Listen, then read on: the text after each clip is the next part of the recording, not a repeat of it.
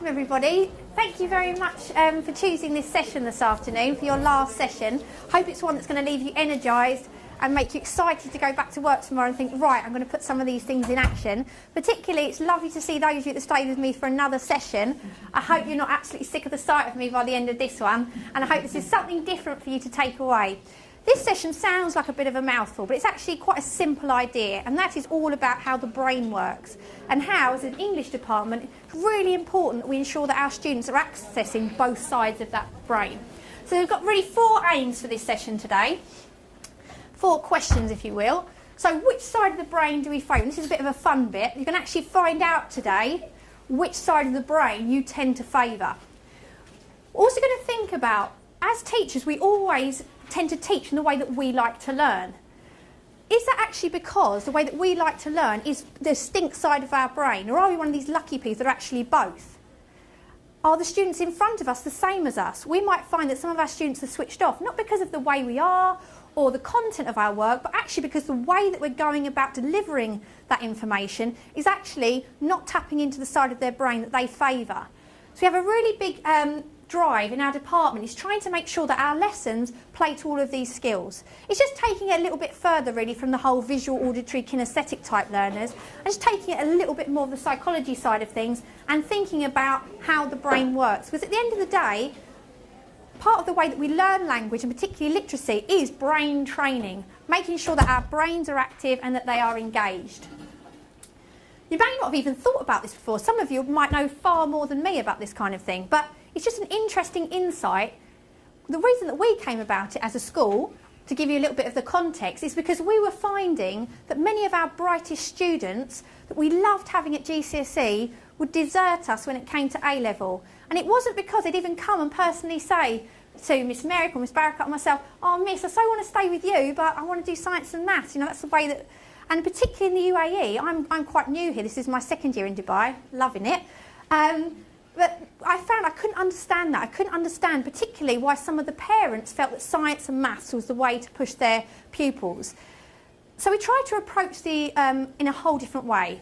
Rather than thinking, right, what can we do to persuade these kids? I thought, no, actually, it needs to be on us. How can we adapt the way that we're teaching, particularly, as you know, this is a post-16 session, our post-16 students, to engage those that perhaps would normally be pushed towards the sciences to use that same side of their brain in English. Now, as you can probably tell by the way I keep sweeping up and down this walkway, I am much more a literature kind of brain. I like things that are open-ended, I like resourceful, I like things that are a bit quirky. So I'd like to introduce the brains behind the operation, Miss Merrick, who's actually such an asset to an English teacher. She's actually fantastic at maths, which is actually very unusual normally for English teachers, who's going to tell you a little bit more behind the background of the brain and so on. Thank you. I feel as though I need to sort of start with an equation or something now to prove that point, but I can't think of one off the top of my head, so maybe I'll come to that later. I'm by no means a science expert or a psychology expert, but what I quite like about our topic for today is that I see English as 2 distinct subjects, literature and language, just like you might see science as biology, chemistry and physics. And we introduce our students to that as soon as they start in year 7. They're always aware whether we're studying for a literature or a language assessment, and they're always aware which skills that is going to go towards. And also, as a linguist, I don't want to just limit them to thinking these skills can only be used in English. As I'm sure is exactly the same in all of your schools, we've got a multilingual community in desk, and I wouldn't even like to guess at the amount of languages that we have spoken. So I always say to my students, just think of this as a language. This is a language lesson, and we're just going to do it in English because we all speak English. That's just how we're going to communicate. But for example, if we're doing rhetorical techniques, for example, and you would like to go on to become a lawyer in Arabic, please use the same skills. Or if we're doing creative writing and you would like to go on to be a Spanish novelist, same skills. So that's kind of where the distinction comes in. When we started to research it a little bit more, we found out that all of us here, funnily enough, either think with our left brain or our right brain as a preference. Now, when I did the test, I found out that I was left brain dominant. So in fact, I shouldn't be an English teacher. So I was a little bit confused as to how that happened. And when my colleague Louise did it, she was a right brain dominant. So the perfect English teacher. However, I was thinking, right, I need to justify how this is going to work. So basically, we found out that language is in fact a science. If you've learnt a language like we all have, you put this plus this plus this and it equals that. Like you take off that verb ending, you add this, you put the adjective there. In German, you leave it until you get much further at the end of the sentence, etc. It's very logical and rule-based. Whereas a literature, when you're reading a novel, a poem, you can interpret it however you want.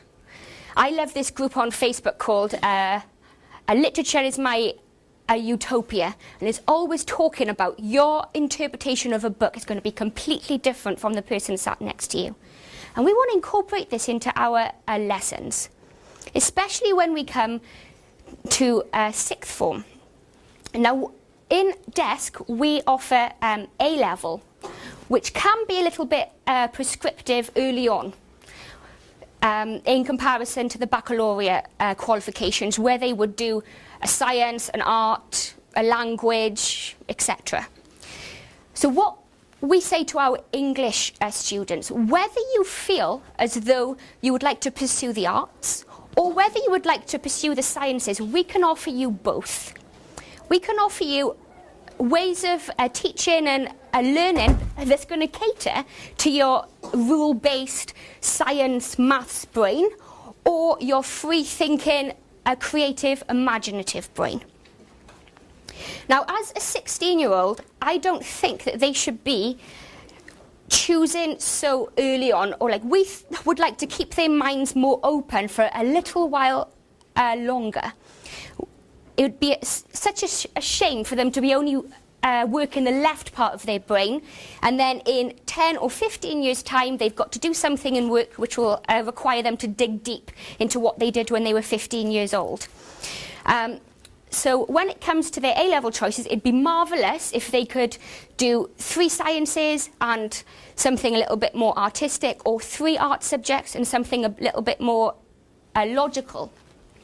So what we'd like you guys to do now is, depending on however you learn best, you can either do it on paper or you can do it on the screen. We'd like you to figure out whether you're left brain dominant or right brain dominant, or whether you're 50-50, and maybe we can have a little discussion about how you can help our English department and our students.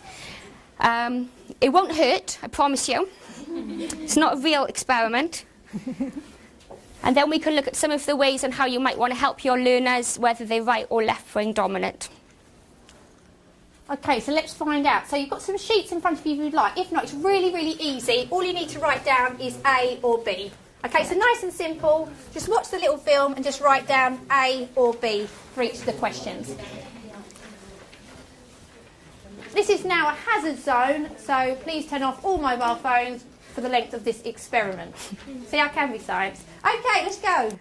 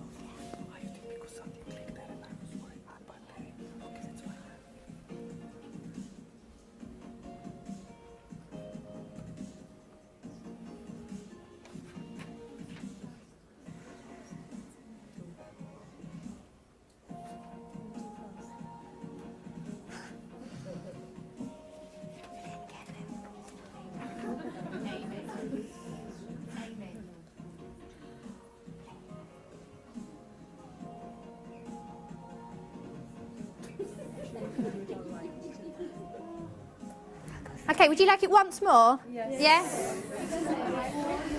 Okay. Once it there. Is it after each?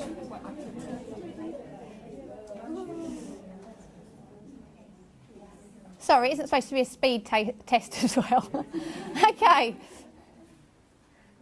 Science test, take 2.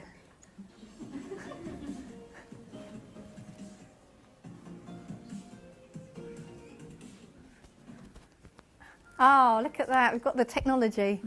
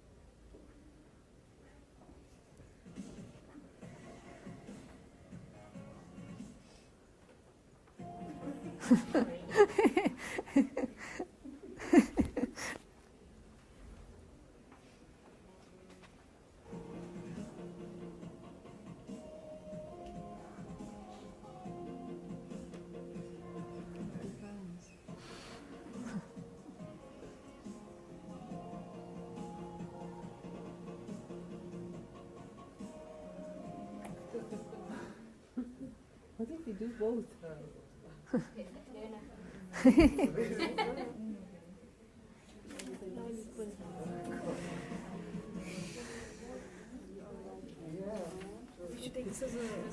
Just go through fast the next bit because I've got the slides on that. Oh, good for you, perfect. Don't worry, I've got another slide in a second. I'm going to go through that in much more detail. It's all right, I'll go through this in more detail, don't worry, in a second. Thanks. We go to the first slide so we can take a picture of the website? Or Yeah, I'll give it to you in a minute. No worries. Thanks. Cool. Okay, hope you managed it that time.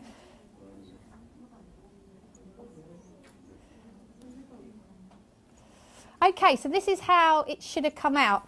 So how we've divided, this is obviously a little bit abstract, it's not definite in this way, it just gives you some kind of idea. So were you the A's? Yeah? I don't know my left from my right, so I'm useless. So are you mostly A's? That would mean that perhaps you would favour language more, analytical. Put your hands up, who are my A's? Who's my audience here? Who are my A's? Probably shouldn't be that many actually, us all being English teachers, but that is actually part of the problem sometimes in the way we teach, because not all of the students in front of us will be B's. A lot of them will be A's, particularly out here in the context of the UAE, where they are very strong in science and maths. So that is analytical, logical, precise, etc., as you can see there. So have I got many of my literature ones? Hey, and me. Okay, so this is us, apparently. Creative, imaginative, intuitive, conceptual, big picture, empathetic, figurative. How many of you are perfection? A bit of both? Hey, good for you, good for you. Exactly as Miss Merrick said there, you are the perfect learner. You're able to do both sides of the brain. What we need to do as teachers is to basically make sure that we are using both sides. So the activities today are going to challenge you to try and use both sides of the brain. Exactly as Miss Merrick said there, this is an interesting point to bring up. If you decide to do linguistics, which is obviously the study of language, you can actually do it as a Bachelor of Science or a Bachelor of Arts. So I think that highlights more than anything the fact that it does fit into both of those categories, and that students shouldn't feel limited if they do want to carry on with the sciences to obviously ignore their language side of things. So, things that we found have worked really well for left brainers, and this is probably the slide we need to spend most time on because this is probably the least of us in the room. There's only a couple of like little timid hands. So these are activities that we found. Now, These are ones that the students themselves, if you give them a wave, they give you a wave, they're on each table, have actually said to me they enjoy the most when they're doing those kind of activities. Sweaty paragraphs, I won't go into loads about that today, that could be a whole nother session. Tick sheets, search and rescue, content tests, and turning mark schemes into grids. Oh, that's a typo there. The things that they like to be are timed. Left-brainers love something that's timed. You've got to get this done in this time. Whereas right-brainers, like myself, find that really like enclosed. Oh, I just want to do it when I like. Don't tell me that I have to do it in this amount of time. That makes me agitated. They love competition. We often associate, I've worked in boys' schools before in the UK, and that's obviously one of the things that we always engaged with. Algorithmic, so it's like you've definitely got an outcome of the product that you're going to create. Closed and have a clear purpose. Where on the other side of the brain, which is perhaps more, and these may be more familiar to you, these tasks, things like hot seating, being a critic, being a character, turning novels into plays, speed dating, which we're going to have a little go at in a moment. And the way that right-brainers like their lessons to be organised is open-ended.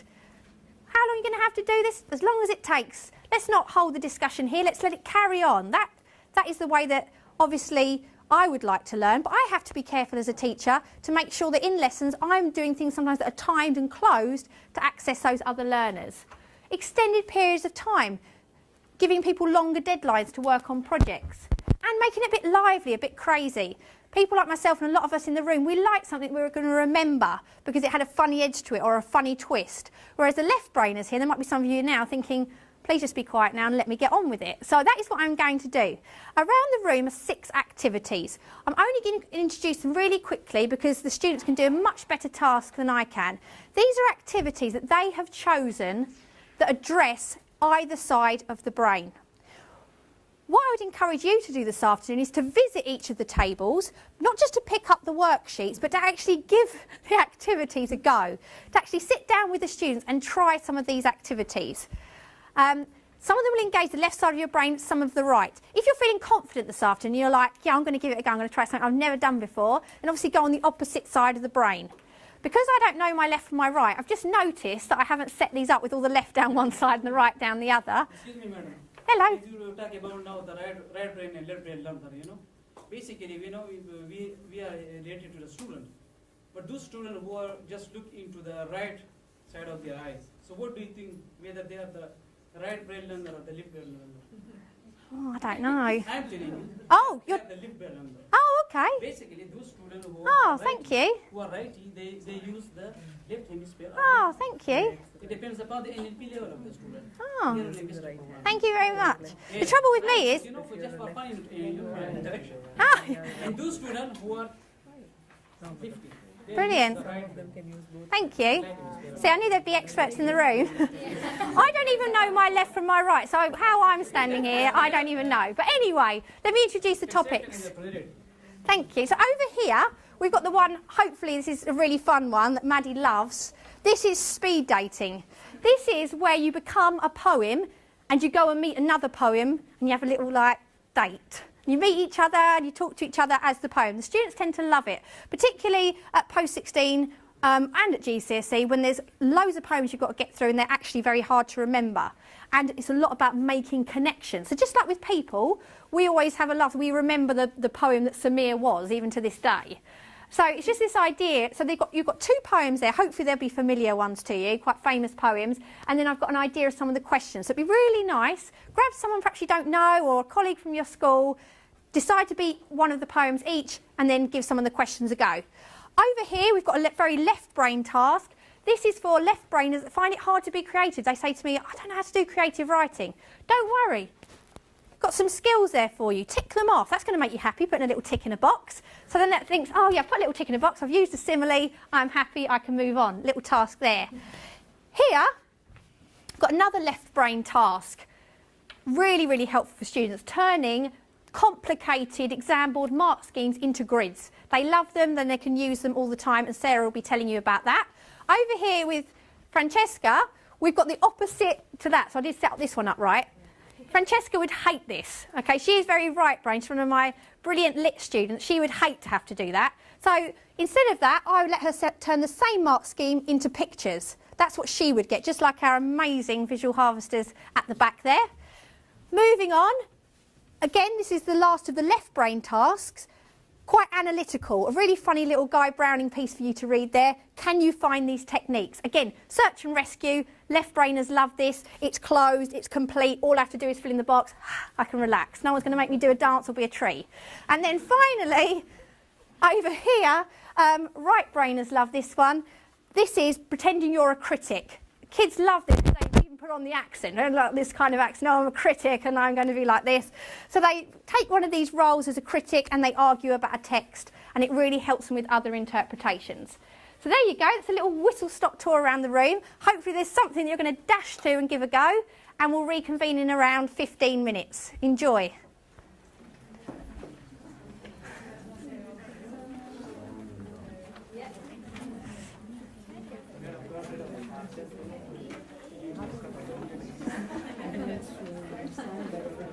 You're going to just something that's worked for us. No, really, it is very complicated because it depends upon the NLP, Linguistic Programming, neurology. Yes. I work in my school, on the student neurology. Oh, wow. So I know. Well, you should help me with it if I'd have known. No, but just with the learning style, I work on the learning style of student. Oh, brilliant.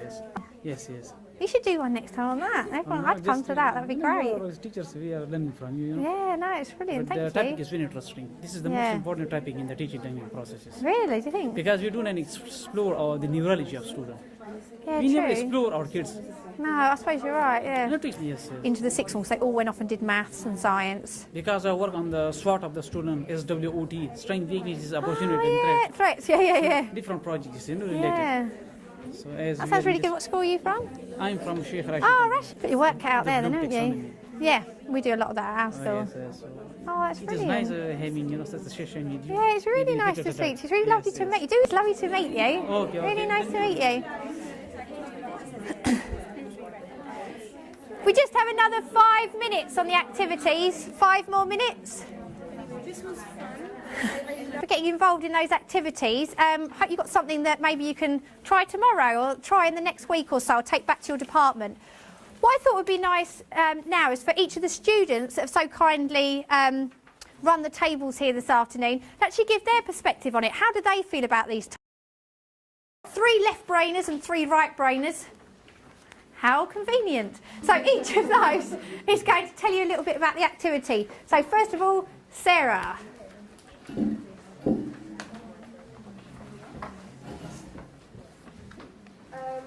My activity was a left brain activity. Yeah, a left brain activity. And basically here we've got at the bottom the mark scheme for our exam questions. And what we do is we pick out certain words from the mark scheme and we put it into a grid, so we know what kind of words we have to use at each grade level. And when we do this is at A level we do a lot of practice exam questions, so we get used to what we have to do in the exam.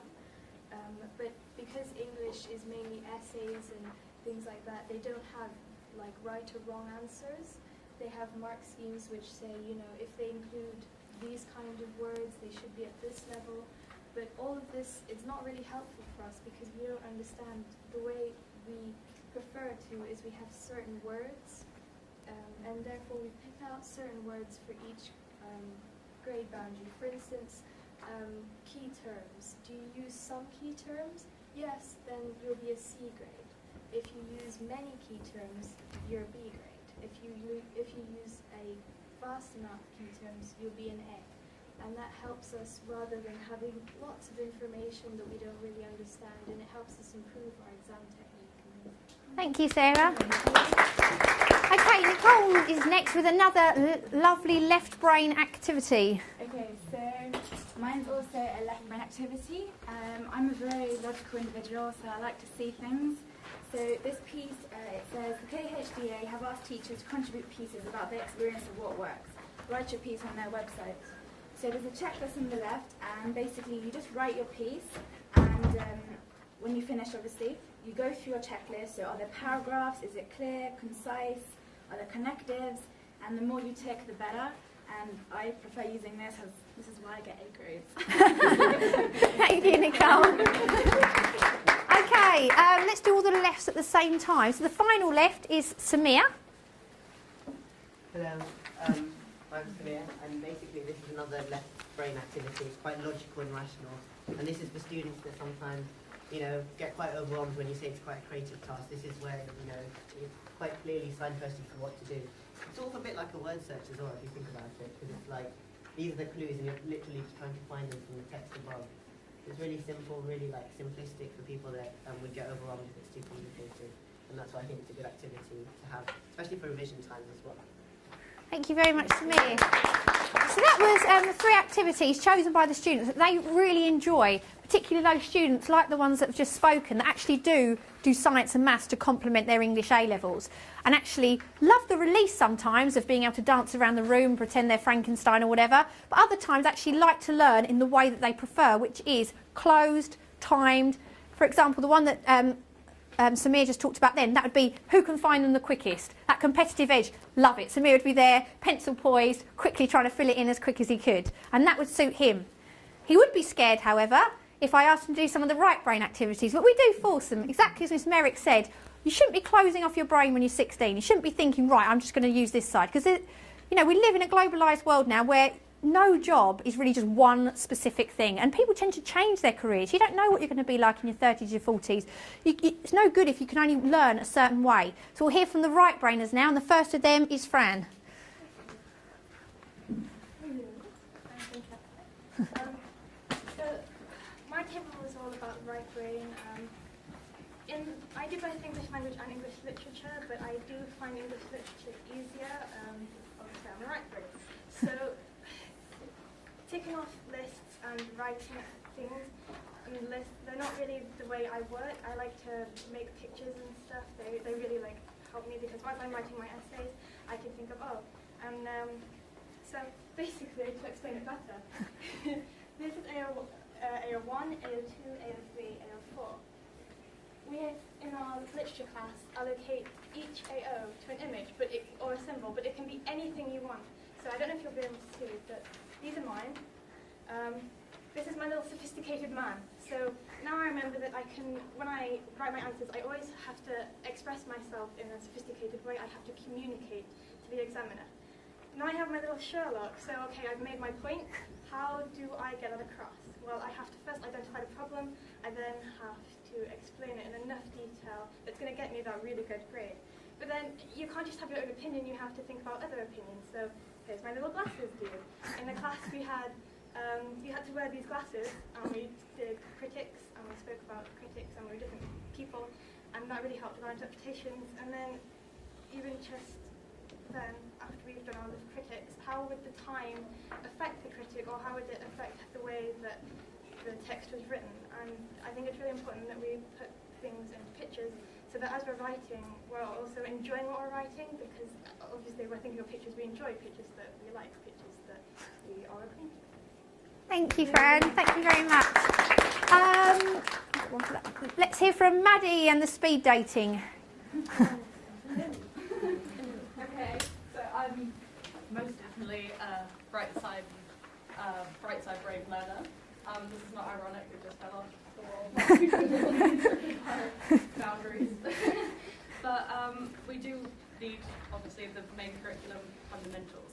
So we've got this concept called writer, which basically gives you the guidelines of what you're going to learn. But it's very conceptual. You can interpret it the way you want to. And I've been speaking to everyone in my group, and something's gone around the room, about their opinions on it and what they thought about the tone and everything. And you'll notice that all of us have a different perspective, of everything. And it's just really interesting. And you're allowed to put a face to a poem. So that would help me in the exam, because I'm very visual. I need to remember it. So it's almost like your friend, the poem, and you can recall that and in the exam and remember it well. So Thank you, Maddie. We give all the lovely sixth forms a round of applause. Thank you so much. Are there any other questions from the floor? Anything else you'd like to ask? Could I just say one thing before I do finish? So these slides are... If you would like any of the others, please feel free. I did say that in the last session, but anyone that's just come in for this session, please feel free to email me. I will get back to you. That would take a whole session. So email me and I'll tell you all about that. Hopefully if I haven't annoyed anyone, we might get invited back next year and I'll do that one then. So this is my email address. Please feel free to email me. If you'd like any of the slides or you'd like a link to the video or anything like that, please feel free. I just want to take the discussion further. I'd love to hear from you. And I say, always welcome to come down and see this in action. You've had a flavour of our students. We've got another 990 like these back at desk. So they'll always come and speak to you. Some fabulous students. I'd really thank them for taking the time to come down as well today. Just wanted to finish with one point really for you, and that is Matt Damon, always a good thing to finish with. But it just shows you, always think about people that take English degrees. I could have shown you a million pictures of people, famous people that we all know that have got English degrees. But they've come from so many different backgrounds. This is probably one we would expect, an actor. But would we ever perceive that someone that studied English at university may go on to be an astronaut? So the message to take back today is exactly that.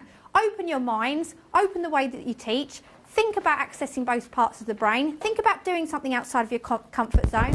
They say it's always good to do something every day that scares you. I've actually done 2 sessions today. That scared me a little bit, but now they're done, I'm absolutely thrilled. So I really hope you've had a lovely afternoon with me. I thank you so much for your time, particularly after a long day, and I hope you've got something you can take back to your schools and enjoy. Thank you very much indeed.